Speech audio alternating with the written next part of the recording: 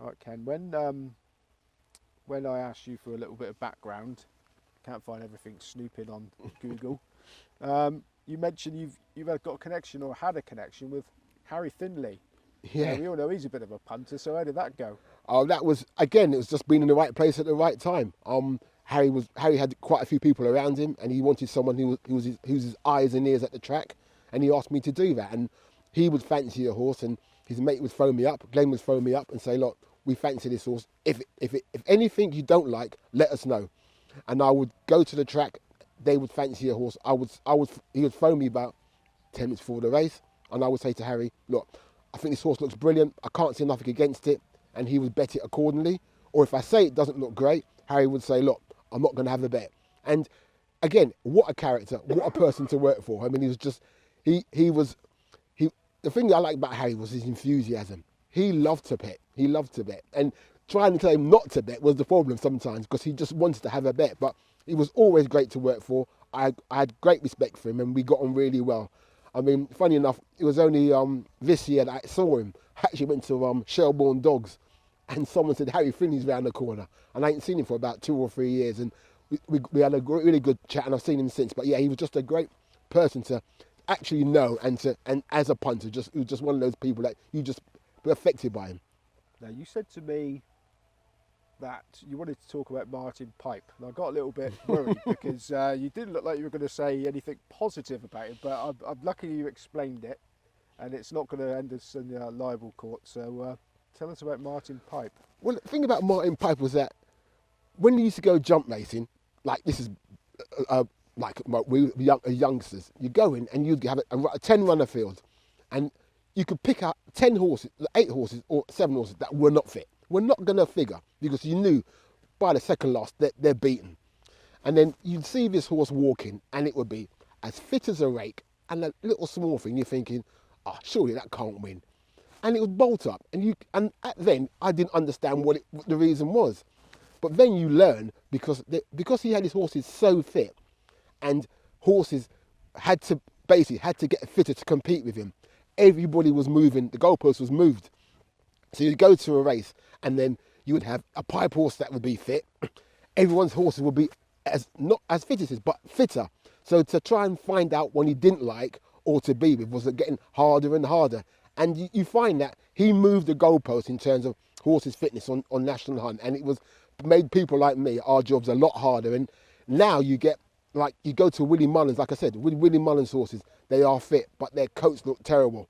And it's just trying to pick those little nuggets out. But Martin Pipe, when he started, he made people like our jobs really hard. But in the early days, when you clocked it and you suddenly realised that Martin Pipe was a bit of a genius compared to the other trainers. I mean, how long did that little edge last? It didn't last long because I think everybody got clocked on as well eventually, because we used to see him go out in front and they wouldn't stop, and you kind of worked out, right, they are much fitter. No matter where they run, they are much fitter than anybody else.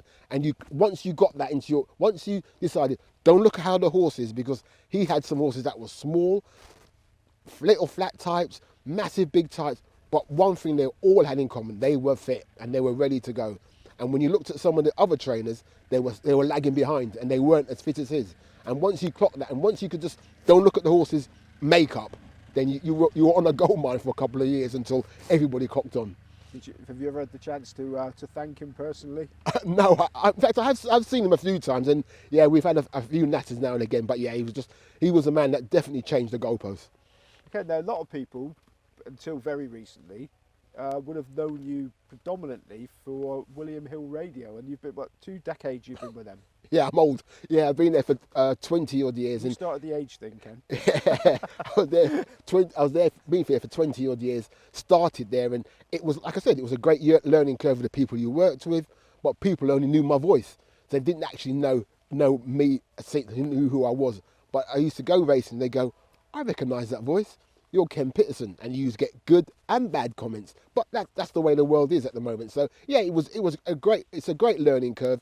It's and loads of people that have gone there and gone on to other things. So yeah, I like working for it. It's a great place to work, and the people that listen, you are surprised by people that listen. I had a great incident at at York this year when I criticised. I don't like red hoods. I don't think every horse needs a red hood. So I made my statement on radio. I don't like all these horses walking in red hood. Next race I walk out, William Haggis comes up to me and he says, "You don't like red hoods?" And I said, "No, William." I said, "You can't tell me every horse in this race needs a red hood." And he said, "No."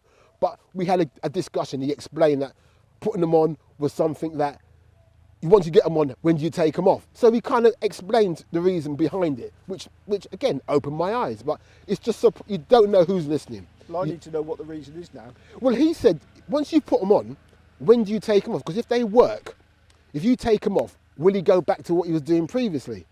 So he was explaining, it's hard to say, I'm going to take it off, because his job is to get the best out of a horse. And I said, I can see that. I can see the point. But again, I don't think every horse walking around a paddock needs a red hood. I'm still not convinced by that, even though I respect what William said to me that day. Okay, another thing you wanted to get off your chest, to talk about, or discuss, was all-weather racing. Well, it wasn't all weather, it was all weather surfaces, because that was the Martin Pipe thing. Because all these trainers have all weather surfaces. Now you can have a horse off over 1,000 days and it'll come back and it'll be fit and ready to go. Where years ago, if it's off 1,000 days, I'll guarantee it wouldn't be fit. It just would not be fit because they didn't have that facility to get them fit. But now, because of the facilities they've got in all weathers, the horses can be off for such a long length of time, and they're ready to go. And that's what you've got to take note now, because sometimes you may see a horse for 1,000 days and think, oh, it won't be fit, but they're ready to go. And you learn. As you said, you keep learning all the time. And talk about learning, I mean, the all-weather tracks have changed their surfaces a few times now. So how much difference does the variety of surfaces make when you're looking at a horse? That can you sort of decide by looking at one whether it's going to go on a certain surface? Not really, because like I said, because they've got them in their training facilities, it's not that easy to decipher between a Wolverhampton, a Kempton or a Newcastle. It's totally different. Like when Souther's old track, you could tell because you had to have a soft ground action, even though that wasn't the case, to get out of the surface. So no, it's not that easy now. It makes things just a little bit harder. The soft ground action being high knee, yeah. And that the grass cutter is the low. So that's right. Which of the two is most suited to all weather? Is it in the middle? I think it's in the middle. Because you can get away with both now on a surface. They're that forgiving. And what I have learned is that you don't have to be 100% fit to win on those surfaces. That's why trainers send their 2-year-olds, which are just undercooked, to run in those surfaces, because they haven't got to be 100% fit. That just puts the edge on them when they're next to pier. Okay, there's a guy interviewed previously, Martin Raymond, well connected in Newmarket. Quite often he'll tip one up. It's a short one, but it'll go on to be a group horse, and it's one at Kempton on a Wednesday. I mean, can you spot a class horse in amongst the rest of them when they're that young? Somebody that is that's going to go much better. If I took you, Simon, you could pick it out. You could. I think you. I'll tell you can. It's you put a Ferrari amongst minis, you can pick it out.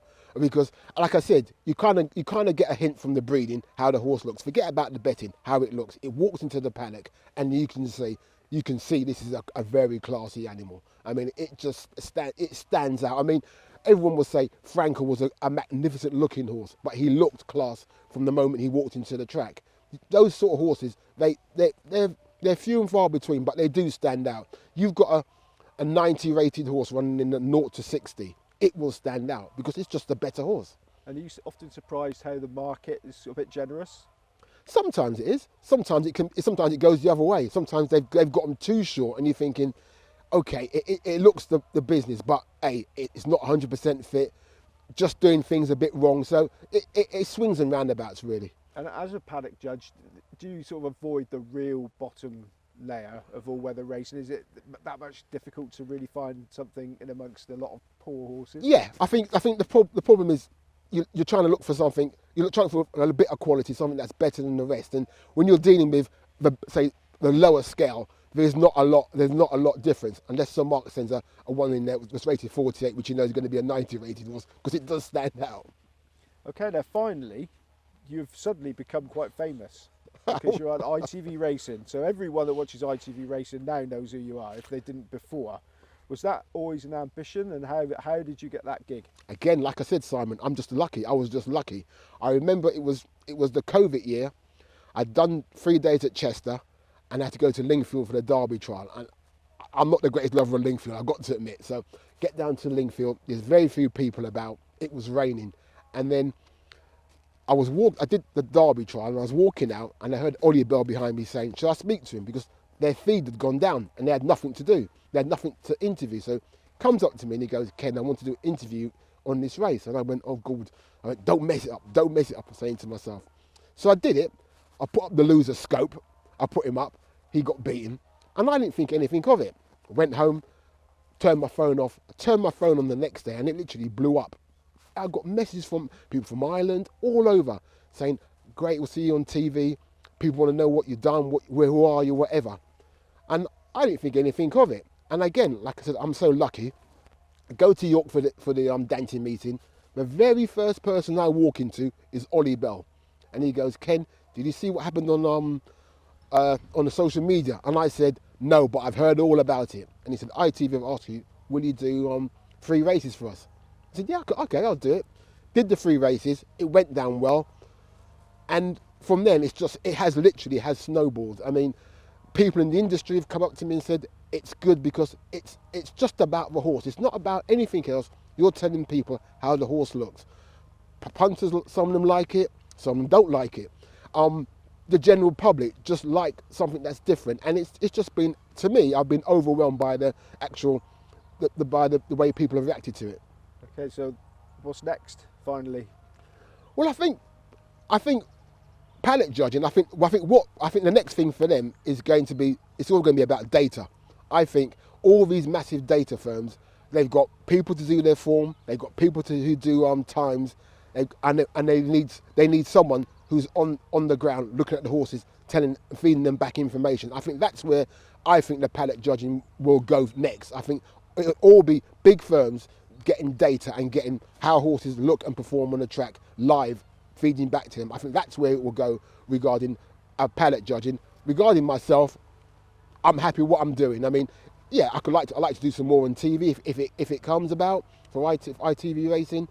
Hills have been great. I mean, ATR's been great. So really, Simon, I can't complain. I mean, not many people have a hobby that turns out to be their job. Brilliant. Well, on that note, Ken,